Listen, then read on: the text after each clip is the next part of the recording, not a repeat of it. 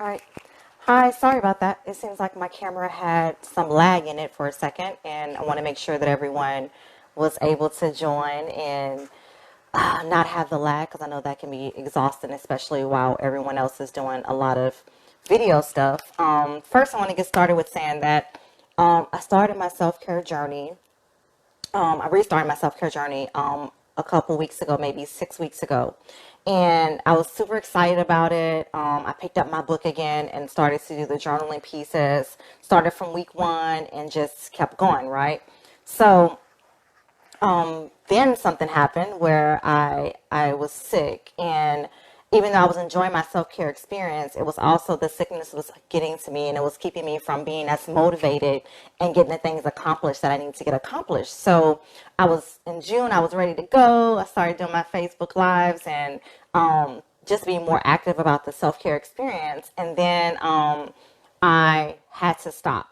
And for me, maybe a month or not a month, maybe a year or so ago, stopping something I started would have been devastating. But as I'm doing my self-care journey, I'm realizing that stopping was okay. Being able to stop was okay. I didn't have to feel shame or guilt because I stopped to take care of myself. It was an opportunity for me to practice the things that I was preaching, and what I've been preaching is self-care, right? I'm preaching how to take care of myself, how to say no, how to set boundaries, and being able to take that month off from doing the self-care, the Facebook lives and all that stuff has been a very great reflection of the self-care journey that I'm on. So as I've been recovering from surgery, one of the biggest things that I've learned, which pours into week 3, which is self-love, is asking for help. So I'm going to read one little piece of the book. I love to advertise. Doesn't mean you have to get it, but it's a great book. So week 3 is self-love, and it just says self-love is the desire to cultivate one's happiness and well-being. So as I went through this surgery and this recovery experience, that really hit home. It really hit home to the extent of what does self-love really mean, right? What does that really mean? When we say we love ourselves, when we say that we care about ourselves, what does that entail? What does that mean? What does that look like? And how does that fit into self-care? So we talk about self-care, we talk about how important it is, but a lot of times we don't really practice it. We can tell others to practice it. We can say, oh, yeah, meditate, do yoga, eat healthy. And a lot of times we don't really follow those things that we tell others to do. It's easy to tell people to do it versus actually doing it ourselves, right? And it's a little hypocritical. We have their best interests at heart, but who has our best interests at heart, you know? So the whole self-love played perfectly into the whole journey that I had experienced the past 3 weeks. And what I got from this was asking for help. So it brings chills. The experiences that I had was asking for help. So that meant that I actually had to be vulnerable. And that is the V word. Like, the V word seems to be sometimes very yucky. It's not a great word that people like to use, but being vulnerable with others. And I had to be vulnerable, which means asking for help. And I don't want to ask for help, right? I want to do things myself. I want to do it by myself. I want to do it on my own. I want to be able to be strong and be successful. And being successful looks like not asking for help. Well, I got to realize that loving myself and taking care of myself meant that I needed to ask for help. So I practiced asking for help, and I started practicing it intentionally. I would say the beginning of June. And it was a great experience for me because the first person I started asking help for was from my husband. And he gave so willingly and so freely. And it was uncomfortable. It was so uncomfortable because he was so willing to help me, and being independent, or whatever words you want to use, it was kind of like frightening, you know. It was like, is that weakness? Is there shame? Is there guilt because I'm asking for help? And the love that he poured into me was exactly what I needed. I practiced the whole, pour into others and pour into yourself, and I was able to allow him to pour into me, and that was amazing. So the first step for me for asking for help was the fact that um, he started being there for me, and it was so freely given, and it was unconditionally. And by that, and having that unconditional love, it was so easy when you have people to love you unconditionally. So that also allowed me to be vulnerable more with my clients, right? Be vulnerable with my clients. That was easy. That was easy too, because my clients also cared about me, right? And that was hard as well, to say, I need to cancel my session because I'm not feeling well. And I want to be able to give you the best service that you can possibly have. And by doing that, I needed to cancel the sessions so that I could give them the best service that they could have, and I can be freshly available for them and to be present with them. And they did not shame me for it, right? There was no shame from them. There was no shame from, the feeling of like, oh, well, you're letting me down. I had all this like weight on my shoulders. And that was my way of asking for help. It was like, I need to cancel this session. And they didn't stop being my clients. They didn't say, well, you're a terrible therapist. Like, they didn't shame me for being able to say, I need to cancel this session. And that was my way with my clients asking for help. And that was my second step, right? And the third step that I did was asking for help with my kids and with my friends. I remember one week I was sick, and my kids had me on it was basically it's so funny. It was every 4 hour Pepto-Bismol, I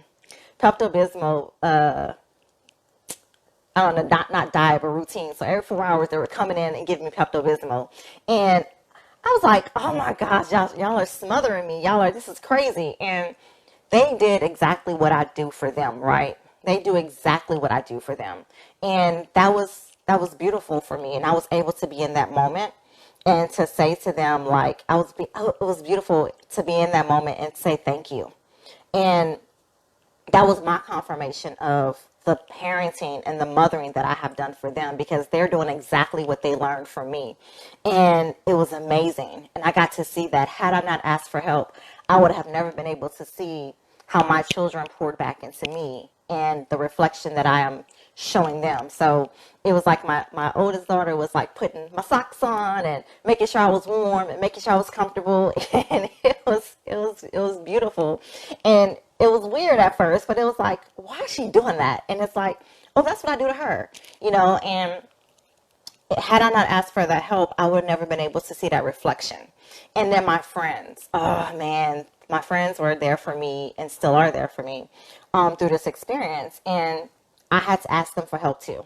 And I had to say no to some things. I had to say yes to some things. And I needed to ask for help. And they unconditionally poured back into me.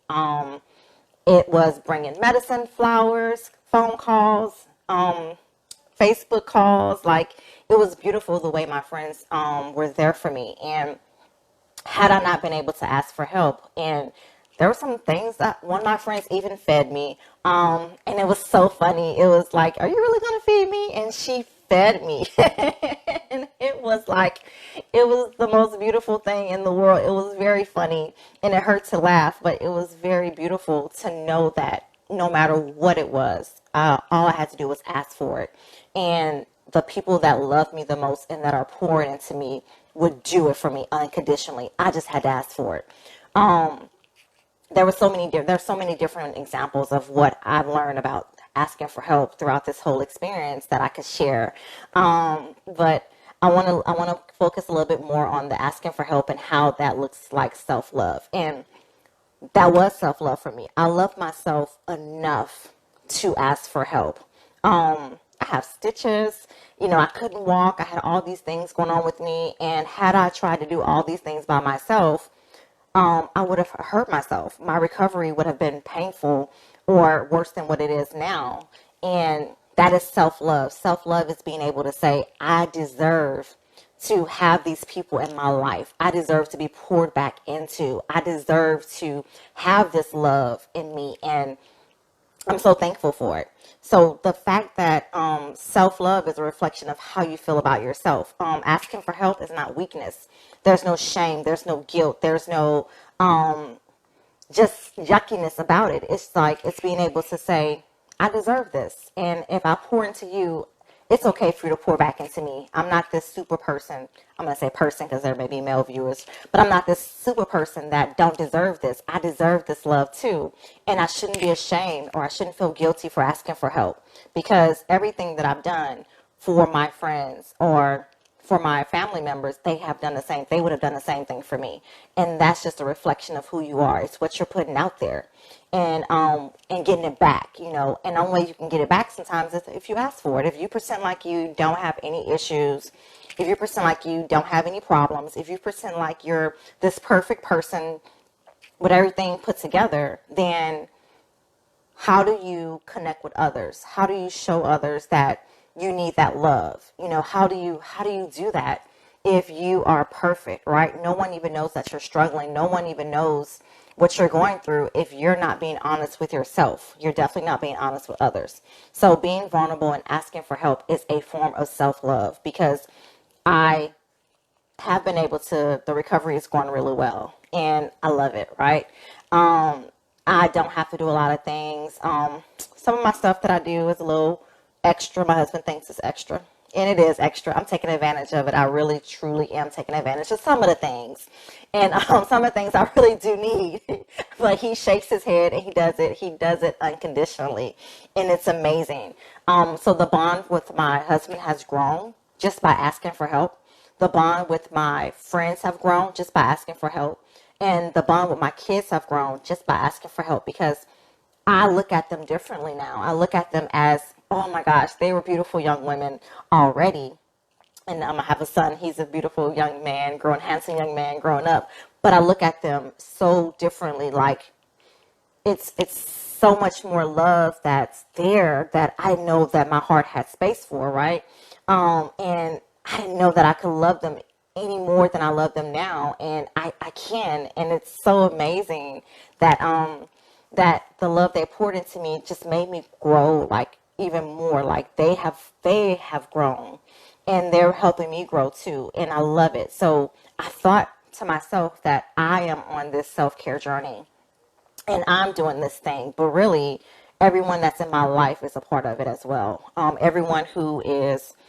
Everyone who's pouring into me is also part of my self-care journey as well, and I'm loving it. And I didn't know that until recently, that the reflection that I'm seeing, the reflection that I'm looking into is a reflection of me, and I love it. I love it. I love it so much. It's I'm not going to cry on Facebook Live, but the reflection that I see is beautiful, and I'm loving what I'm putting out because I'm getting it back, and it is beautiful. There's Facebook groups that I'm a part of. There's communities I'm a part of, and to be able to see that reflection of yourself and others is amazing. And I would have not been able to do that if I had not asked for help. I had a neighbor who walked with me. I haven't texted her in a while, and I just sent her a text message and said, I need to walk. Part of my healing process is to walk. And she said, absolutely. No questions asked. Hands down, she was there for me. That's crazy. It's like, okay, that is crazy.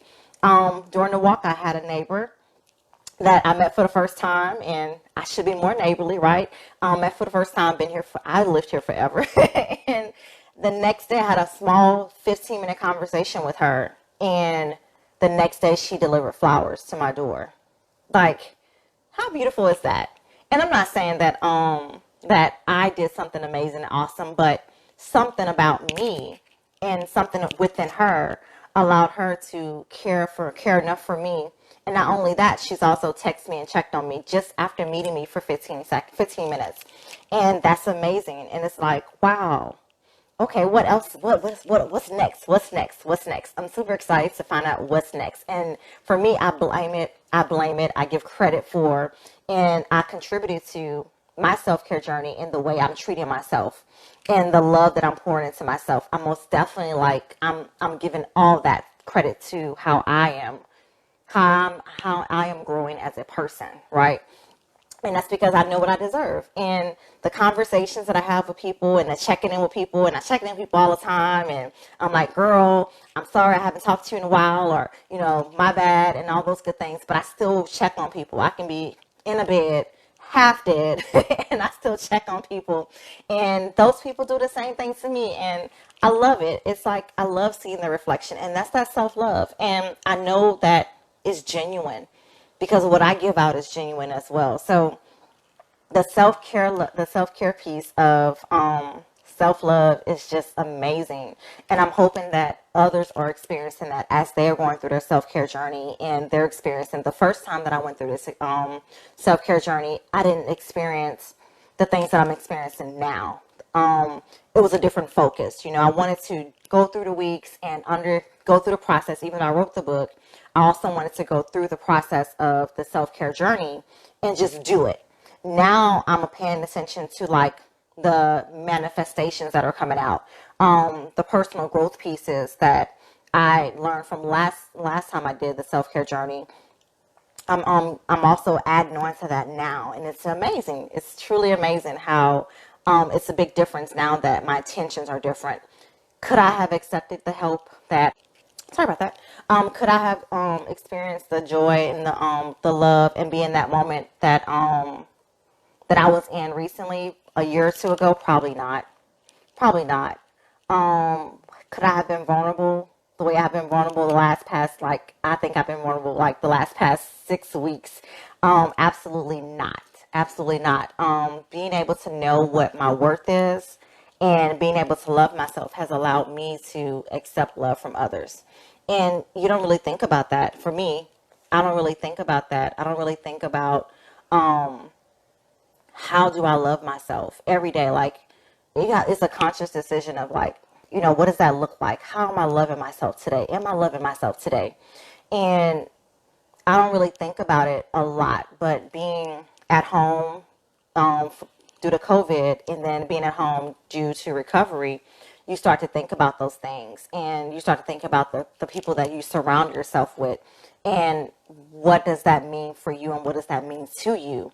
And it's pretty amazing when you think about it and you sit down and you're able to reflect on the love that people are pouring into you, and you're like, okay, why are they loving me? Why are they pouring into me? And then you think about the things that you yourself have been able to do for others. And when you give freely, and it's about how I love myself. I love me, I have some quirks and some silliness and some things that could be better, right? But I love me, and the way I love me also allows others to love me the same way. They love me throughout my faults. They love me unconditionally because I give that back to them, and I love myself unconditionally. And that is hard. It's hard to love yourself through your faults, right? Especially if there are some things in your life that you feel like you have done poorly or made some poor choices. It's hard to love yourself through those poor choices. But when you start to love yourself through those poor choices, others love you through those poor choices too, right? And being honest with yourself. One of the biggest things about the self-love chapter is, you got to be honest with yourself, right? Those who have the book, but there's a day in here where you have to admit that you're not perfect. And not only admit that you're not perfect, but talk about the things that make you not perfect. And we don't want to talk about that. We don't want to admit that we're not perfect. We don't want to admit like our faults or things we did 5 years ago that we could have done differently, because it sucks to sit in that and to sit in that suckness and to sit there and judge yourself, right? It doesn't feel good. But when you are able to face that and say, you know what, I'm not perfect. And then others start to see you that way too. And then you're being truthful. Now you're living in your truth and you're walking in your truth. And now you're able to be vulnerable, and you're able to say, look, this is me. I made these choices. I made these decisions, and here I am today. I'm older, I'm wiser, and I have grown from those decisions, and I love me. And when you can love yourself, others love you too. Others love you through your faults. But if you're perfect, if you're not willing to admit that you're wrong, if you're not able to admit that you could have done some things differently, people don't want to mess with you. They don't want to trust you because you yourself haven't done your own work yet. And I love this part. Again, I'm not saying my book will change her. I think it'll change your life a little bit if you let it. But for me, it's pretty amazing how I'm learning to love myself differently every time, like there's a new part of me that I love about myself. And this time it has been vulnerability, which according to my therapist, that has been something that's hard for me. So we've made great progress throughout this whole thing. And she says she's noticing the vulnerability as well in me, and I'm loving it. And that's something I didn't have before. I was like, just like Brene Brown, vulnerability, that's crazy. I'm not about to be vulnerable with anybody. And I'm learning to be vulnerable, and that has made my life a whole lot easier, and I'm loving it. So before we end the Facebook Live, I want to ask anyone if they have any questions, any those who have the book, are you having any trouble with it? Any comments, any concerns? I talk mostly about self-love and asking for help, but this is a self-care Facebook Live, so if you have any questions, you're welcome to ask me in the comment section. If not, I will let you lovely guys go.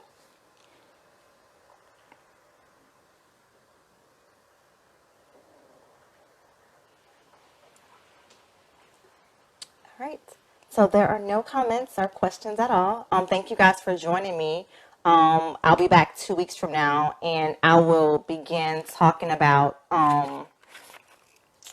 getting started, which is the first part of the book, is the introduction piece. And I'll talk more about the book next in 2 weeks on Facebook Live. And I'll talk about getting started because one of the things that I've noticed is that people are purchasing the book, and because they love the idea of self-care, right? And they say, oh, this little bitty book, I can do this. And it's a journaling process. And they're like, wait a minute, I have to answer questions about myself truthfully.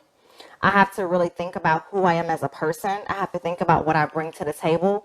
I have to think about my self-worth and my values. Okay, I'm not ready for this. And they put the book down. And I don't want that.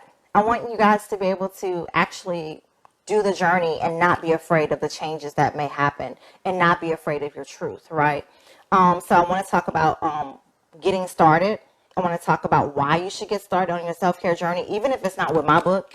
Just getting started with your self-care journey on your own if you need to. But I want to talk about next time, talking about why it's important to start this journey and what does it look like. We're not talking about going to the beach. We're not talking about spending money. We're not talking about doing these elaborate things as self-care. We're talking about simple things that you can do to take care of yourself that changes you as a person and helps your personal growth.